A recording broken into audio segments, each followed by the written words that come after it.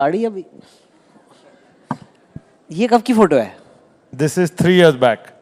Okay, this a more intellectual look. Yeah, that is why. हाँ, It I is also there. Tried the same, it doesn't work but since we are on a more intellectual platform, मैं आपसे वैसे पिछली बार भी मैंने आपसे बातचीत की थी तो तब हमने स्टील की बातें की थी, इंफ्रास्ट्रक्चर की बातें की थी, तो इस बार थोड़ी अलग बातें करना चाहते हैं हम आपसे. न्यू वर्ल्ड ऑर्डर की बातें करना चाहते हैं कि दुनिया पूरी बदल गई है क्या. And since we are like, I can't believe we are a TV channel and there is breaking news कि अभी US Israel have attacked Iran. Iran has attacked US bases in Qatar, Bahrain, UAE, I don't know, somewhere else also, Kuwait, I think. So 7 countries are already in this war, or whatever you call it. And we've had these massive trade conflicts all over the world because of the US tariff regime. ये पूरा कर दिया है. तो दुनिया क्या बदल रही है? ये पूरा, ये जो इतने सारे डिप्लोमेसी के यहाँ सेशन भी हुए हैं मैंने देखा है, पर जहाँ तक मुझे लग रहा है तो भाईगिरी चल रही है. तो आपको क्या लग रहा है दुनिया में क्या हो रहा है? And this talk about this Iran thing, इससे भी क्या फ़र्क पड़ेगा? एंड जो ट्रेड का भी हुआ है, और इस सब में इंडिया को क्या करना चाहिए? First of all, a very good afternoon to all the distinguished guests here. And it is a great opportunity for me to be here speaking about such a subject. तो चेतन जी, पहले आपको बता दूं कि मैं इस सब्जेक्ट का बहुत एक्सपर्ट नहीं हूं, तो जो मेरा पर्सनल थॉट्स है वो मैं शेयर करूंगा. और की आपने बात की, it is since last night we are aware क्या क्या हो रहा है वर्ल्ड में. ईरान ने भी अभी जैसे आपने कहा अटैक कर दिया है वापस. तो वर्ल्ड ऑर्डर डेफिनेटली रिकैलिब्रेट हो रहा है, पूरा चेंज तो नहीं हो रहा है, क्योंकि हम लोग कोविड के टाइम से we have been seeing the kind of geopolitics shifts are happening in the entire world. कुछ दिन पहले हमने वेनेजुला का देखा. So I feel in the last 5 years geopolitics is broadly governed by geo economics. और दादागिरी तो बिल्कुल जैसा आपने कहा कहीं ना कहीं चली रही है. एंड इकोनॉमिक्स जिसके फेवर में है वो आज की डेट में कुछ हद तक डिक्टेट कर रहा है. And in the same continuation we see what we are seeing since last night कि अटैक्स हुए हैं. सबको पता है कि ईरान के अगेंस्ट अटैक करने का रीज़न क्या है. Oil is the major reason. Control of power over oil in the gulf countries is the biggest reason behind this. Venezuela में भी हम लोगों ने देखा that was the basic reason जिसकी वजह से अटैक हुआ. So definitely new world order recalibrate हो रहा है, रीअलाइन हो रहा है, जहाँ पे जियो पॉलिटिक्स की जगह जियो इकोनॉमिक्स प्ले कर रही है. जहाँ पे पहले हम लोग the policy global economics use to और geo politics use to run on who is able to supply cheaper and efficient products to the world, and which was broadly China. और किसी को उसमें प्रॉब्लम नहीं थी चाइना से import करने में. लेकिन आज की डेट में more than Jio economics, it's also about who's got the control on data, who has got the control on energy, who's got the control on chips, who's got the control on semiconductor. तो ये जो controlling atmosphere precious metals और इन सारी चीज़ों पे create हो रहा है वर्ल्ड में. So definitely more than cheaper product, what we are more interested, the world is more interested is an integrated approach, जहाँ पे सस्ता कम या ज़्यादा कॉस्ट थोड़ी सी चलेगी, बट डिक्टेशन किसका चलेगा, दादागिरी किसकी चलेगी, जैसे आपने कहा, ये डिफाइन करना ज़्यादा इम्पॉर्टेंट हो गया है. ऑब्वियसली दादागिरी कुछ हद तक तो यूएस की चली रही है, हम सब जानते हैं, and there is no denying in the fact. But I feel that अगर हम लोग इंडिया की पर्सपेक्टिव की बात करें तो India is very well positioned right now, being democratic, having the kind of scale that we have in terms of land area, in terms of population.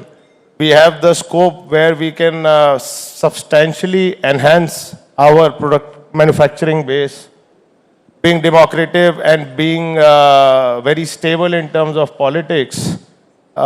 We have the environment which is disseminating comfort and confidence in the world. So, moving away from China as we see the world is trying to, definitely it's very difficult to decouple from China for anybody right now.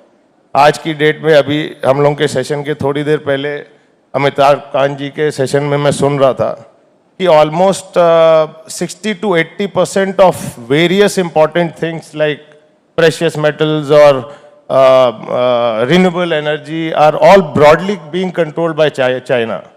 So whether it be US, Europe or anybody, decoupling from China is definitely not possible. But the world is shifting in terms of trade specifically. The world is shifting towards de-risking, I would say. जहाँ पे China +1 या strategically alignment की policies पे लोग काम कर रहे हैं और जिसका benefit आज की डेट में definitely India is very well positioned कि वो बेनिफिट उठाए और हम लोग देख रहे हैं जिस तरह से AI समिट हुई, जिस तरह से FTA साइन हो रहे हैं. India is not just trying to have trade agreements but India is kind of creating the trade corridors in the world right now, जो लॉन्ग टर्म में इंडिया को काफ़ी सब्सटेंशियली सपोर्ट करने वाला है. और ये एक बड़ा शिफ्ट इंडिया के पर्सपेक्टिव से पॉजिटिवली मुझे दिखता है कि इंडिया के फेवर में जा सकता है. ठीक है, तो कई सारी आपने चीज़ें बोली बट मैं एक एक करके 2-3 कवर करता हूँ. आपने कहा मैन्युफैक्चरिंग की बात की, काफ़ी देर से ये हो रहा है कि चाइना से लोग चाइना पे डिपेंडेंस हटाना चाहते हैं. इंडिया इज़ परफेक्ट प्लेस कि भाई यहाँ बना लो फैक्ट्री में माल. But when you see Chinese products, I mean एक तो जो उनकी रेंज है from the cheapest toys to like even हमारे दिवाली के आइडल्स भी वहाँ बन रहे हैं. और देयर वेबसाइट्स लाइक टेमू विच इतना सस्ता उसमें माल मिलता है कि ऐसे हैरानगी होती है. Right from there to BYD के कार्स हैं which are giving Tesla competition, they are making robotics, things like that, and the massive manufacturing base. Right, हमारे यहाँ वो हम नहीं. आप क्योंकि इंडिया में आपके बड़े बिजनेस हैं, आप इतने बड़े बड़े बिजनेस यहाँ खोले अपने चलाते हो, यहाँ हम क्यों नहीं हमारे हम क्यों नहीं ये सब बना पाते? क्या चक्कर है? हम महंगे हैं, हमें काम आता नहीं, कुछ यहाँ के लॉज गलत हैं, क्वालिटी हमें नहीं पता क्या होती है क्या, मतलब क्योंकि अब today Chinese goods have good quality also. There are some good Chinese TV brands, phone brands. What is it? आपको क्या लगता है कि हम क्यों नहीं वो पकड़ पा रहे? उसका 20-30% भी हम नहीं कर पाए अभी. देखिए, अगर इफ ये जो कंपैरिजन चलता है चाइना वर्सेस इंडिया या China versus anybody in the world, so I think this comparison is not fair. अगर इंडिया की बात करें या किसी भी US की भी बात करें तो चाइना आज मैन्युफैक्चरिंग सेक्टर का लीडर है.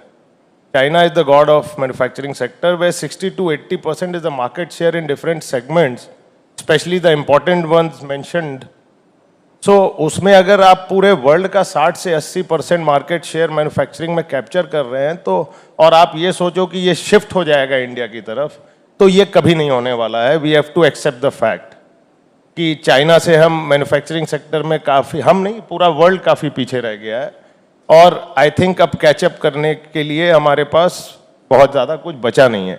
हैविंग सेड दैट, मेरे को लगता है कि इंडिया को चाइना के को कॉम्पीट करने की या चाइना के बराबरी करने की ज़रूरत भी नहीं है, क्योंकि इंडिया के चैलेंजेस डिफरेंट हैं, चाइना के चैलेंजेस डिफरेंट थे.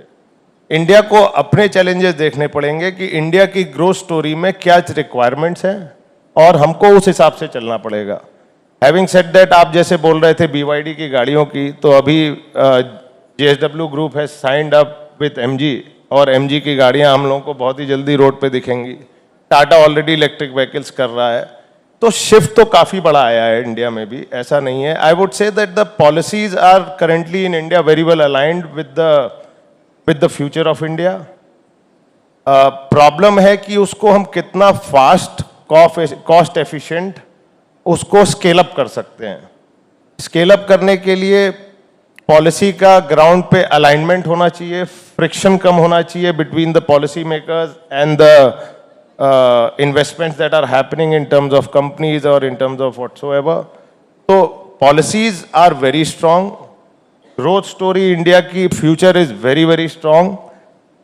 ज़रूरत है कि थोड़ा सा हम लोग पॉलिसी को ग्राउंड पे कितना फास्ट उतार सकते हैं, कितना फास्ट उसको स्केल अप कर सकते हैं, कैसे टेक्नोलॉजी को इंक्लूसिव कर सकते हैं उसमें, और कैसे इसको हम फ्रिक्शन फ्री एटमॉस्फेयर में between the policy makers and the people who have to adapt to it, उसके फ्रिक्शन को हम कैसे रिमूव कर सकते हैं। Okay, in terms of jobs also, अब एआई कह रहे हैं इतने सारे जॉब्स लेगा, स्पेशली वाइट कॉलर जॉब्स, जो यहाँ पे हर मिडिल क्लास पेरेंट्स में अपने बच्चों के लिए सपना है। अभी टेक सेक्टर में बैंगलोर में जो बड़ी बड़ी आईटी कंपनियां हैं, पूरी दुनिया में एक्चुअली जो एक्चुअली सॉफ्टवेयर कंपनीज हैं, they are facing major crisis just by the last 2 months में जो एआई में डेवलपमेंट हुई है। मैन्युफैक्चरिंग आप कह रहे हो हम चाइना के लेवल नहीं, छोड़ ही दो, वो नहीं, अब हार गए हम वो रेस, एक तरह से आपने यही कहा है। तो अभी जो हमारे बच्चे हैं, जो हमारा डेमोग्राफिक डिविडेंड है, वो आएंगे, वो कहाँ नौकरियाँ करेंगे, कैसे उनके लिए जॉब क्रिएशन होगा, या आपको थोड़ा ब्लीक फ्यूचर दिखता है या ब्राइट दिखता है? फ्यूचर इंडिया का बहुत ही ब्राइट है। जैसे मैंने कहा, जब आज से हम लोग छोटे थे तो सुनते थे कि नई चीज़ आई है कंप्यूटर जो दुनिया के सारे जॉब्स खा जाएगा। उसके तो टेक्निकल एडवांसमेंट्स 40 साल में, हर 5-10 साल में एक एरा आया है। आप देखोगे इंटरनेट आया तो लोगों ने कहा कि जॉब चले जाएंगे, फिर so on and so forth. So जैसे जैसे टेक्नोलॉजिकल एडवांसमेंट्स आए हैं, इतिहास गवाह है कि it has never caused a problem in terms of availability of jobs. The issue is कि हम लोग को अपना स्किल डेवलपमेंट इंप्रूव करना पड़ेगा और वेन्यूज चेंज होंगे where the jobs would be available. It is not necessary. अब जैसे आज की डेट में आईटी कंपनीज की आपने बात की, we are seeing a major fall in the stock market and elsewhere in the IT firms. उसका एक रीज़न है, आईटी फर्म्स हम लोग के यहाँ मेजरली सर्विस ओरिएंटेड जॉब कर रही हैं due to cheaper labour. They never migrated and they never did R&D। अभी लास्ट सेशन में अमिताभ कांत जी कह रहे थे कि 0.5-0.6% इंडिया का R&D पे एक्सपेंडिचर है, जबकि बाकी डेवलप कंट्रियों का, जापान है, कोरिया, इन सब का 3 से 4% के रेंज में है। So where are we lacking? So private people, IT sector और otherwise, they are not investing on R&D। So what we need is the need of the, अभी गवर्नमेंट ने 1 लाख करोड़ का R&D पे पैकेज भी दिया है कि 50% अगर आप लगाओगे तो 50% गवर्नमेंट उसमें सब्सिडाइज करेगी। So the whole idea is कि वो 1 लाख करोड़ गवर्नमेंट देने तैयार है, प्रोवाइडेड कि 1 लाख करोड़ प्राइवेट सेक्टर भी लगाए R&D में। So going forward, the top 200-300 companies, they need to come forward, they need to spend money on R&D, take the initiatives or the policies given by government to quickly on to another level to scale up the operation in a very inclusive way with technology and everything else. So India का growth story बहुत strong है, ज़रूरत adaptation की है, ज़रूरत scalability की है और इसको fast करने की है। जितना the window is open, currently the window is open, हम इसको कितना एनकैश कर लेते हैं वो हमारे ऊपर है। देखिए, अपॉर्चुनिटी ग्लोबली अवेलेबल है, इंडिया में चैलेंजेस लोकल हैं, तो वो हमें अपने अंदर सही करने हैं। पॉलिसी में मेरे हिसाब से there are no challenge as of now. ठीक है, अभी ये इतने सारे FTA फ्री ट्रेड एग्रीमेंट्स हो रहे हैं, अभी यूरोप के साथ हुआ और बहुत हिस्टोरिक बताया जा रहा है, US के साथ भी होने वाला था, फिर रुक गया है, अभी ऑलमोस्ट इन द प्रोसेस है।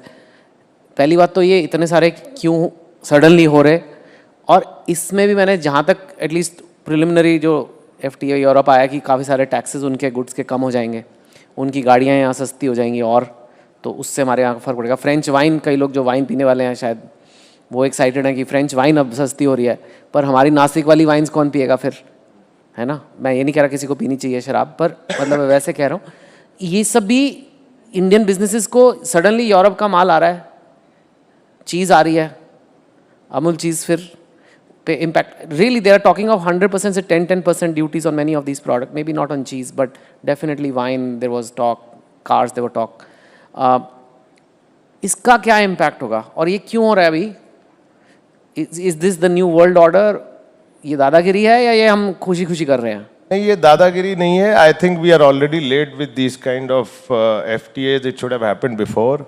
इंडिया की स्ट्रैटेजी हमेशा डिफेंसिव ट्रेड पॉलिसी की रही है, जहाँ पे we are always scared that European और other developed country would flood us with cheaper products and हमारी इंडिजिनियस इंडस्ट्रीज उसको केटर नहीं कर पाएंगी।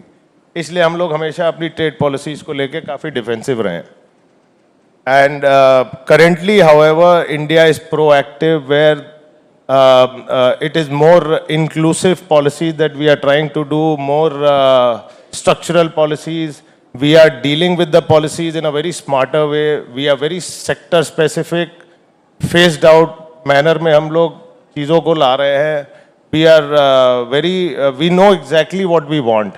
जो भी आप FTAs में देखेंगे तो जहाँ पे हमारे मेन सेक्टर्स हैं जहाँ गवर्नमेंट को सेफगार्ड करना है ब्रॉडली, फार्मर्स हैं या AI है, टेक्नोलॉजीज हैं जो हमको बाहर से लाना है और हमें यहाँ से भेजना क्या है.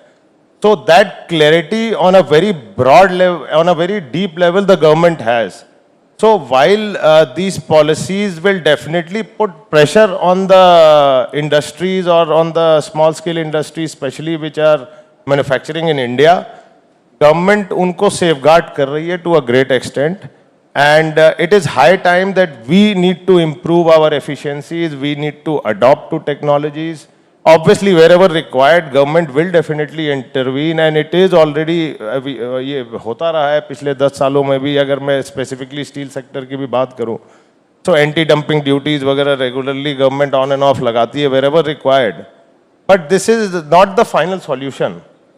The final solution is that we are competitive, we adopt technology, we scale ourselves, we should be able to provide the best products at the least possible price, and these FTAs will somewhere smoothen out the integration of these projects in terms of making it cheaper in terms of availability of technologies, raw materials, whatsoever, wheresoever required in different segments, and make us fitter.